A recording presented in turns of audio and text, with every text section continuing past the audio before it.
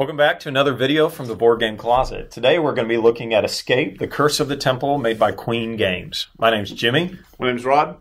And I'm Tim. So let's dive right into this.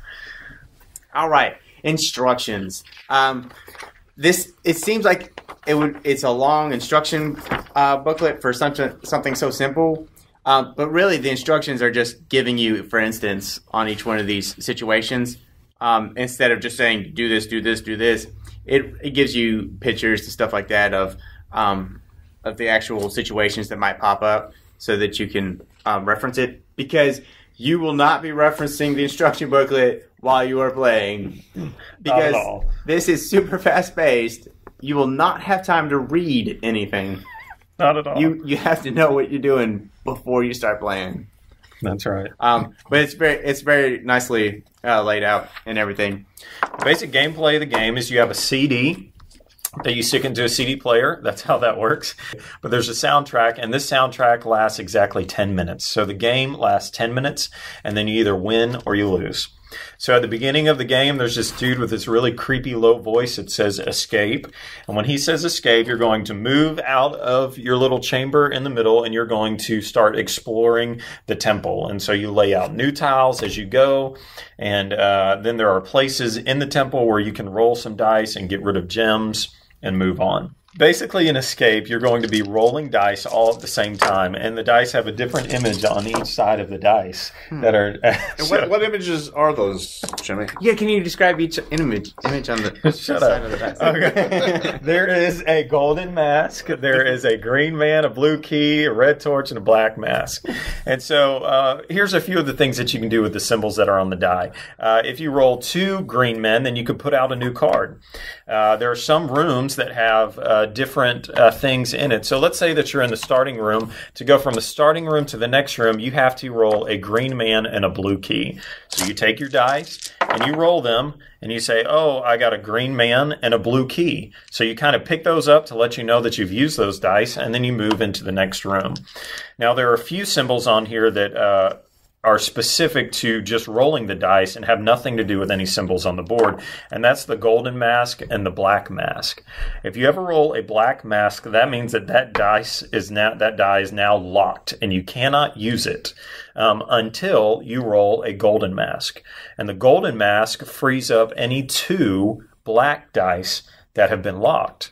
So that's a really neat feature, because if you ever roll all black masks, and this has happened multiple times, then you are now stuck and you can't do anything until someone comes into the same room that you are, meaning they have to roll all the combinations to get to you. And if they're in the same room and then they roll a golden mask, then you could free up 2 of your black masks. So the way that works is you're going to be rolling the dice, and then you can always save a dice. Like I do this. This is one helpful way that I play the game, is if I ever get a golden mask, I kind of stick it to the side and I just keep rolling. That was cool. Until I get what I need and I keep moving on, just in case I roll a black mask and then I say, oh, that frees it up. So you don't have to use your dice right away. You could keep them to the side and move along through the game if you want. There are certain places in the temple that have these little spots on them where you can place your gems. Now remember, the only way to escape the temple is to get rid of your gems. Depending on the amount of players in the game, tells you how many gems you have to get rid of to get out of the temple. And so once you get into one of these spaces, there's a little symbol on it that says, like in this one particularly, it says that you have to roll 4 blue keys to place 1 gem on that space. There's also other cards that might say you have 3 options. Now, the rules of the game say that you can only choose one of these 3, and but the price goes up. So you could get rid of 3 gems in this room, but you have to use 10 blue keys. Well, obviously, you can't do that by yourself, so you have to team up with other people to get the 10 keys, put the gems there, and then move on. Twice during the game, wherever you're at, there'll be a gong, and you have to go all the way back to the starting place. And if you don't make it back there before it crashes down, you lose one of your die, and then you continue the game. Game ends at the end of 10 minutes, or if everyone on your team gets out. Well, the first thing about the components pretty neat is that this comes in multiple languages. So what was it, 6 or 5? 5, I think. 5 different languages. So there's 5 different languages on the disc. So, and the instruction manual has 5 different languages on it? Yep. Not in this one, but it actually comes with, I put them Several all ones? underneath. Okay. Yep. So, I mean, that's very, very... Oh, and that goes in a simple CD player. You do not have to put it in the computer. Right. Yes, that also works with any CD player, which is fantastic. The game pieces themselves are, I mean, it's dice, and the dice are nice, and they're identifiable, and they're easy to read. They're not large enough, but other than that, they're just fine. The cardboard pieces, again, all fine. They're nice. The graphics look good. It looks like you're in a dungeon, some type of Mayan dungeon with all the gold, and everything's easy. More like a tomb or something. How about a temple? Oh, that works. Hey, isn't that what it's called? Yes, that is what it's called. So all the pieces are fine. I guess if I had any type of, all the stuff's fine. The only thing if I had anything to say would be, I guess I'd like, these little guys to be, get miniatures. I just like miniatures, so a little plastic. And they're so light. A little Indiana Jones would be nice, But the jewels are nice and everything. Yeah, because I think if you didn't know what that was, I mean, you can tell it's a little man with a hat, but it's just like, it looks kind of funny. I don't know. But I agree. I think the components are great. I love these little gems that are, crystal-looking things. I mean, they really did a good job with that, and I love the custom dice and the boards, two-sided. It just looks sharp. They're not really two-sided. They're just hidden. I'm just saying there's not a black back on it, that it has a logo and an image on the back side. That's what I meant by two-sided. I like, too, that the dice don't have sharp corners, so you don't cut yourself while you're rolling. That happens a lot. Okay. Again, the pieces are quality pieces and for a good price, so it's a nice game. Mm-hmm. As far as components go, they give you an optional expansion, but I would just call it a variant of the game since it came with the base game.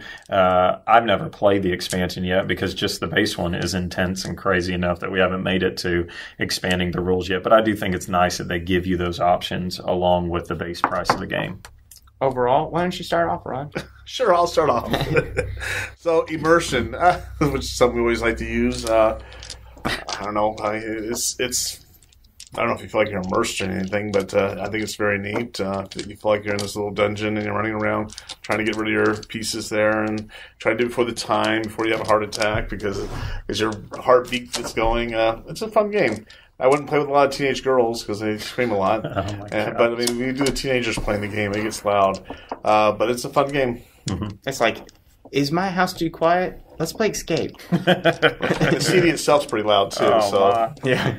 Well, the whole experience of this game, if you're not into loud and crazy and fast-paced stuff, you will not like this game at all. My wife actually hates it, refuses to play it, doesn't want to be in the house when it's being played. She just doesn't like it at all because it does get loud, and you can't help it. Everybody's rolling dice at the same time, and you might get stuck or you might need somebody's help, and then there's the gong when you got to go back to the starting place, and so you might have a guy that's way over in the corner, and it really is a fast-paced, intense game that is over in 10 minutes. And so it's just, you would not believe how long 10 minutes feels. By the time the game is over, you're like, long. It feels long. Like, it feels long. Like, when it's over, you're like, you're exhausted. Like, you're just like, that was intense. But then as soon as it's over, at least for me, I'm like, let's do it again. And then you're in for it. And so to me, I really like the game. I especially like it with younger people because they get into it really quickly and they yell and scream, and I like it. It's definitely no taking turns or anything since everybody's playing at the same time, and which gets to the point which is more why the volume goes up so much is because everybody's like, oh, I need help over here with these gems. I need help. Somebody come get me with these gems. And then the other guy's over here, no, I've locked up all my dice. Somebody has to come over here and help me. And that's what you get. But it's all going on at the same time. 5 different people screaming at everybody else and stuff like that. So, and then all of a sudden the gong in the background and everyone's like, oh no. And then if you don't make it back, then you lose one of your dice. So then it makes the game even harder. So then you're trying to get out with just 4 dice. It's just crazy. All right. All right. Well, let's go to the part of the review where we do this every time at the end, where we have 3 dice, and this is our easy way of telling you what we think you should do when it comes to purchasing this game. If we pick the green die, that means that we think you should go out right now or go online right now and purchase the game. If we think that if we put out the white, then that means that maybe you should think about it, or maybe if it was on the table, you'd play it, but we don't know if we would actually buy it. And then the red one means we'd never play this game, and we wouldn't buy this game. So we're all going to secretively choose, and we're going to put it out and go. Oh, so we got 2 greens and a white. So tell us. Simple, entertaining, and fun for the family. Yep. I almost chose white because I know that there are some people that hate the game. But for me, and my recommendation to you is I say go buy it. It's a ton of fun. I would play it if it's on the table, just because it's a group fast game. But afterwards, you do feel wore out, and then it's just, you're like, why did I build up all that stress? So that's it. So that's Escape, The Curse of the Temple. Pick it up if you want to. And thanks for watching. Check us out on Facebook and Twitter. We'll see you next time on the Board Game Closet.